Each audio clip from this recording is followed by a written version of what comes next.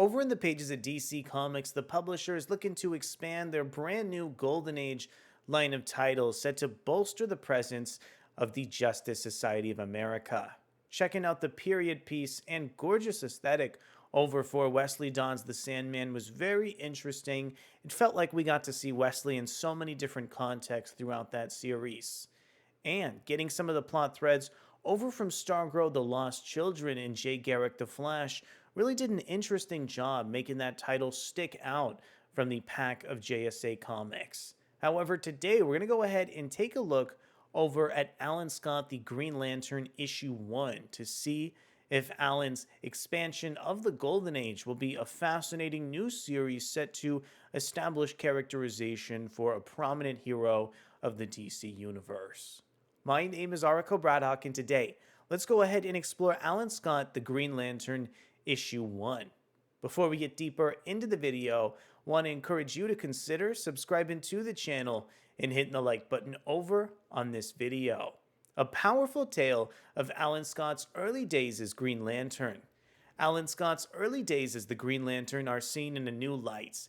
The Green Lantern is the most powerful member of the Justice Society of America, beloved by all of America. But his personal life is a well-kept secret. This is a story about love, about fear, and most of all, courage to stand up to that fear. Alan Scott's past is the key to his future when the Red Lantern appears, ready to strike down the mighty Green Lantern.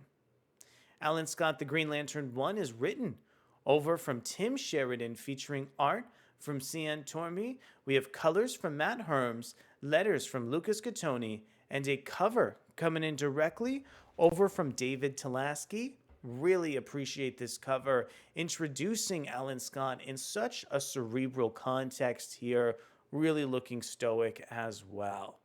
And I want to express a big thank you over to Adventures in Poor Taste and preview the really interesting art over for Alan Scott The Green Lantern. I thought readers really got things started on the right foot here with this newspaper sequence over from the Bulletin, really recalling some of Alan Scott's early adventures over with the Justice Society, as well as some public reaction. I thought there was so much kind of context and history introduced within this opening page here, as well as the credits. Really appreciated how the backdrop of this period piece aesthetic was established over on this opening sequence. On the next page, too, I really like the panel transition as we move from the newspaper to Alan Scott over at the FBI headquarters. The intrigue that Director Hoover carries over with Alan in this sequence is very prominent over on the page here. Getting to see just how much the director knows about Alan is very harrowing, especially because of the taboo nature over in his personal life, given that this series is set mostly within the context of the 30s and 40s. I found it really intriguing to see how some of the other characters reacted to Alan Scott here. Over on this next page, I really found that artist Cian Tormey did just a fantastic job pacing these moments to get as much of a reaction as he could over from the audience here. The way that we see Alan's face broken up with Director Hoover's face with this case file in the middle really, I think, introduces the fact that there is so much intrigue regarding the FBI and their relationship to the JSA. The way that Hoover is trying to get control over some of Alan's adventures as a superhero here is another really compelling plot point that has this era of darkness to it, making it a palpable and interesting way to go ahead and establish some additional stakes over on Alan Scott.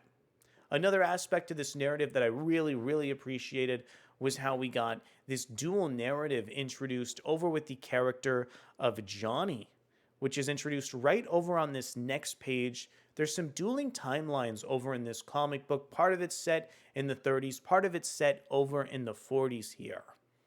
Really getting to see Johnny and Alan get so close in their relationship was an intriguing way to render this storyline. I also really believe some of the dialogue in their relationship, it really felt honest and true to these characters. Alan is such a good-natured character, and really seeing a morality struggle with him inspires some really great scenes and emotional context and dialogue from him over on the page. it was really fascinating to witness Alan operate in the Army Corps of Engineers alongside Johnny in this tale. And as you can guess, there is a sort of tragic ending over to this series, but the way it sort of coincides with Alan's threat over with the FBI in the main context of the series was really, really thrilling. I also really happen to like the cliffhanger that Tim Sheridan left us off with over in this tale. I also found that Alan Scott, the Green Lantern, featured a really interesting place among the expansion of the new Golden Age comics. While this is a period piece, there's also that really subversive threat with the Red Lantern lingering just on the onset of the issue here. I'm incredibly excited to see how some of these elements develop and if we're going to get a Red Lantern appearing in future issues of Alan Scott, the Green Lantern. With a comic book focused on rendering dual narratives, it's a little bit off putting that Alan Scott the Green Lantern opted into such a strange and twisted cliffhanger over on the very last page. I think this comic book is incredibly ambitious, but some of that sense of storytelling could really be a little bit more clear on the comic book page here.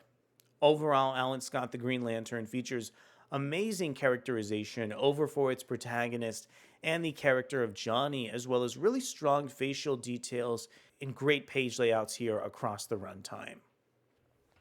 So at the end of the day here, I think Alan Scott the Green Lantern is a tremendous DC comic, really establishing the good-tempered nature over with Alan, as well as the various intrigue with characters like Johnny and Director Hoover over with the FBI.